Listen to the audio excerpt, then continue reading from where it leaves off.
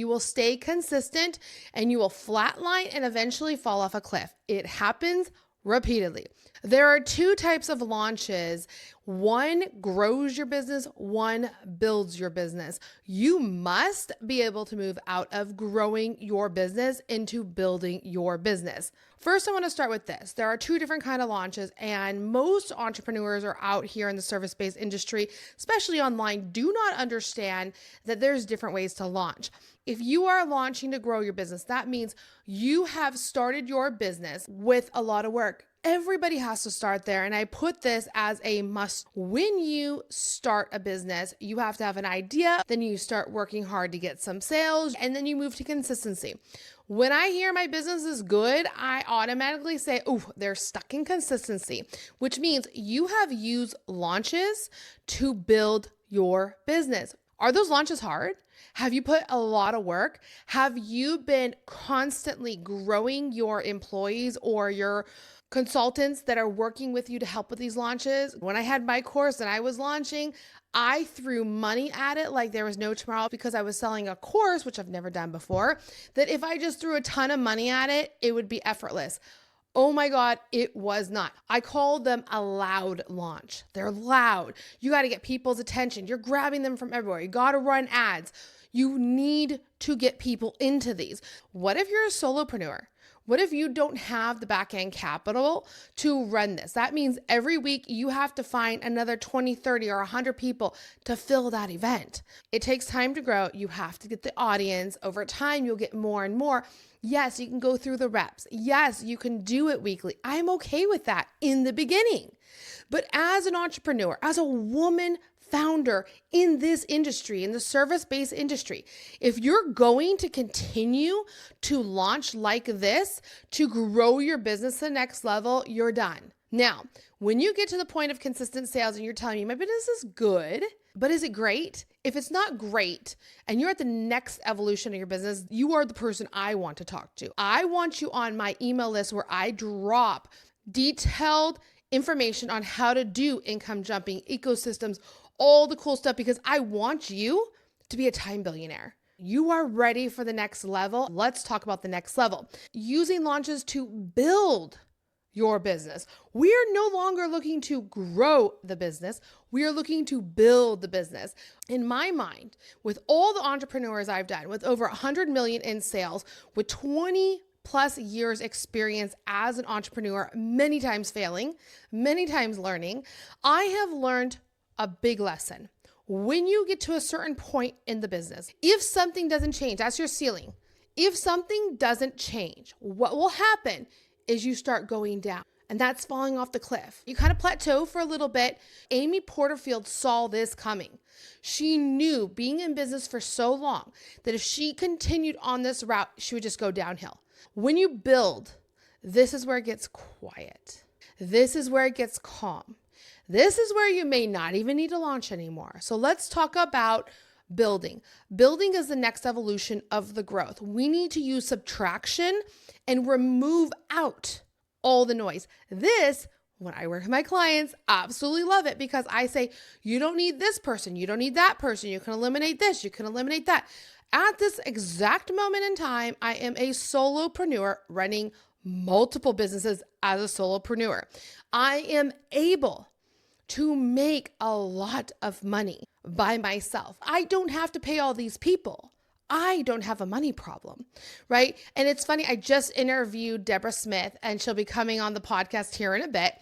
We talked about her juice and nutrition company she had for a while in New York. And she said she was working so massively hard, but she was making no money because as she grew, she added more people. But as she added more people, she had to grow more. And she was in this constant cycle of going and going. Financial planner told her she needs to streamline her menu because the cost of everything she was putting on there was killing her. It was that, it was employees, it was so many other things that happened. And she had to learn that lesson.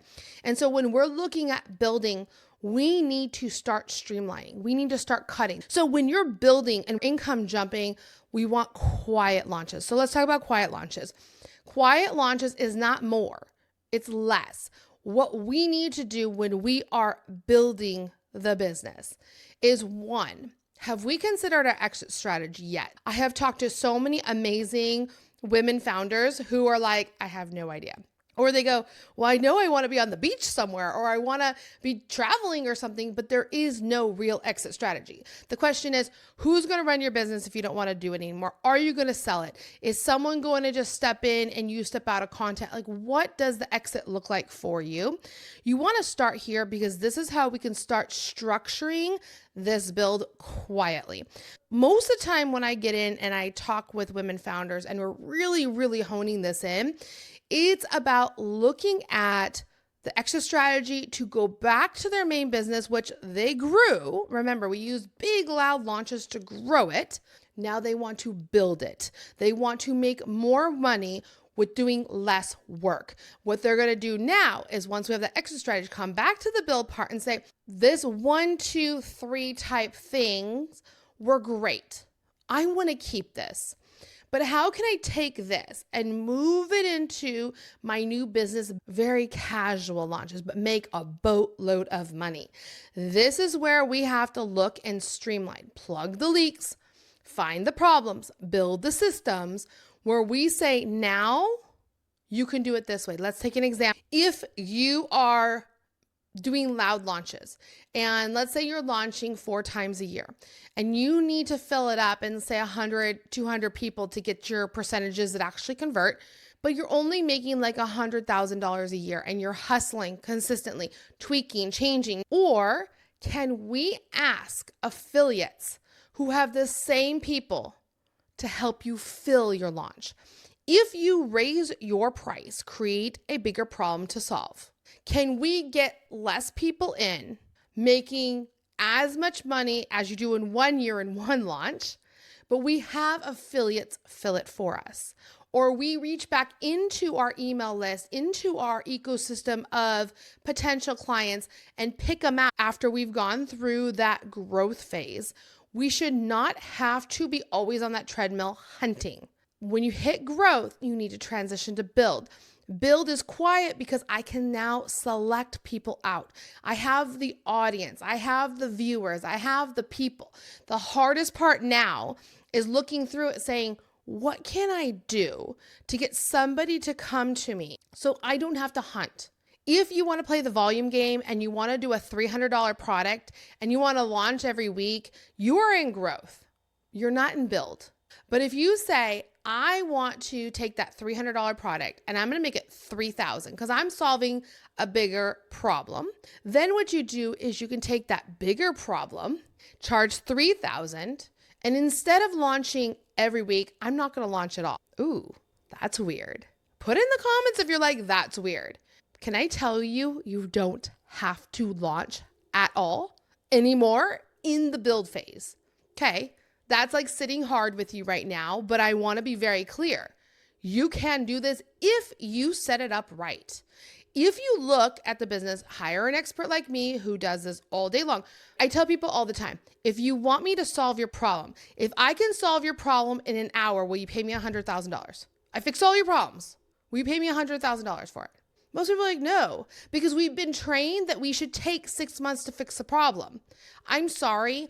But if I met Tony Robbins right now and Tony Robbins goes, Christina, I'm $1 million an hour, but you're probably fixed in 1 hour, I'd be like, who do I make the check out to? Right? This is where you have to get real with yourself.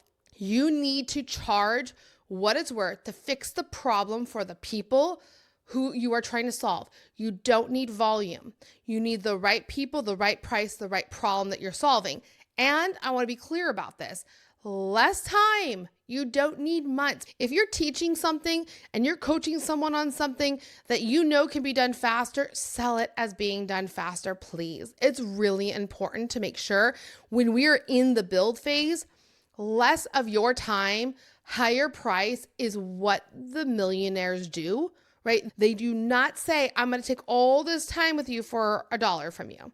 They say, I can give you a massive result in a very short time, pay me a whole lot of money because I know the problem you have and I can solve it. So when we're doing the build and we're income jumping, we don't want to do these big launches. We don't want to be out there blasting, come. So let's talk a little bit about how you can do a different kind of launch that works for you if you're thinking about changing it. One is we can do an application-based launch. What that means is you invite people into your ecosystem and you say there's an application to be part of X. So I have a coaching program, I have a course, I have a community, I have whatever it is that you have. And trust me, it fits all of them. You can say you need to do an application. And in the application, you must qualify.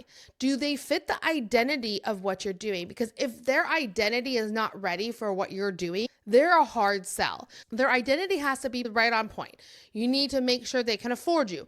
If you are charging $20,000 for a 6-month program, you got to ask that question in the application because you need them to self-identify if this is right. Do not put in the application if you make $100,000 or more or $300,000 or $500,000. Why? And again, if you think I'm wrong, tell me in the comments, but this is why. Let's say I only make $100,000 and I went into a program that they put a cap of $500,000 or more, but they don't know that in my other business, I make $1 million a year and I have plenty of capital sitting around. I could easily do $24,000 for the year. Now I just got pushed out of a great program that I could have learned a lot. I've heard stories from other coaches where the wife had never made any money before, but their husband was uberly successful in entrepreneurship and he wanted his wife to be successful too. She dropped $500,000 on a program as a newbie because she wanted that jump start and he wanted that for her. So there's opportunities there that you don't know are there. You want to make sure the identity is there. You want to make sure that they're okay paying that amount of money. Now, if you have a community, I would definitely put on there identity-based community, why it's important, what they need to understand if they want to be considered for a community. So you need to hone into the community, the feel, the vibe, what makes it so special, why people should be part of it. Why is it worth so much? And then when they go through the application, you are doing a quiet launch. They feel more privileged to be there. It's not a massive thing. It's not, oh my God, she's running 1,000 ads to get people into this community. It's, she selected me to consider this community. That's kind of cool. Like, what was it about me that made her want it? That's what you want to feel when you are charging a lot of money. This is where you get the quiet launches. This is where you build instead of grow, taking a lot of the stress out and making it enjoyable. You do an application, then you add in a call, you make sure it's right for them, they're good with everything, and then you get them into it. This is a simpler approach. So you need to really think about, why is someone going to join you? Why are they going to work with you? Why are we doing this? If you can go back into your audience that you've already sold to all these years, that we are looking where that bigger problem lies. And we're saying, this is the bigger problem my people have right now. I'm growing with my people. I don't need more people. And then I can solve this at a higher price point. I need less people to do it. I'm enjoying it more. I'm on the same journey with my people as they are. Instead of just saying, oh, they phased out, this is what makes it quiet. This is what makes it easy. This is what makes it fun again. You don't need a huge staff. You don't need freebies. You don't need presentations. You don't need to launch every week, month, year, right? This is a quiet thing. And if you run the numbers, you may only need 10 people, 20 people here and there. Circling back, 2 types of launches. You have the launch that grows you, that's the loud launch. A lot of work, a lot of people, a lot of back-end support, all the tech, all the copy, all the landing pages, all the crap that you need. And it is crap, but you need it when you're building. And then you can get into the grow stage. And this is where you are. If you have consistent sales, it's working. You need to look at your business. You need to come to the experience live in Nashville. This is where we condense a lot of information in a very short time.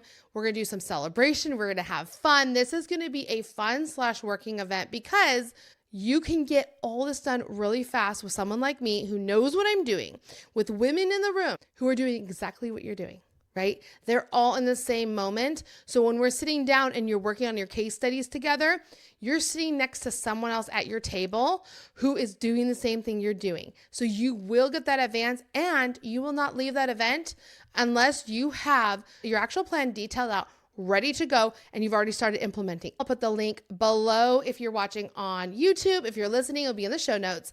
I'll also put my website. Check me out. Get on my email list. Be part of this. Be part of the conversation. Leave a whole bunch of comments on my YouTube. Subscribe. This is where you are really going to be part of the movement that I'm making and starting to learn what it's like to be a time billionaire. Because if you cannot grow, if you cannot build the business and you cannot subtract all the noise around you and streamline it, you will never become a time billionaire. You might become a multimillionaire, but you're going to be extremely busy. I teach subtraction. I teach diversification. I show you, if you want to, how to ultimately run multiple businesses. But it all starts right here. How do you income jump? Make it effortless. Enjoy your life while doubling your income. Make sure you check out my other videos. I have one on how to build your empire and become a time billionaire. I have another one that's talking about Amy Porterfield's big change. So much great content on YouTube. So make sure you go and listen or find me on the podcast if you prefer just audio. Thank you again. I'll see you in the next video right now.